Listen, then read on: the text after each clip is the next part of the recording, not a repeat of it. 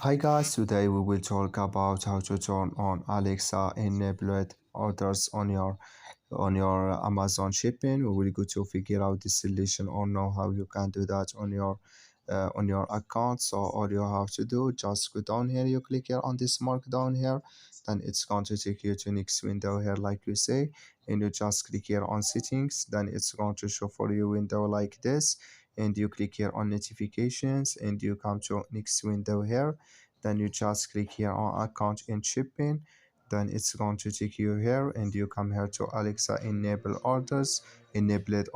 You just click here on this mark, and like you see this color show for us, that's mean Alexa enabled orders, it's on now. So that's all you have to do, just follow these ways and it's going to work with you. I wish know you are get it. Thank you for your watching. Don't forget to support us by like and subscribe. So see you next video.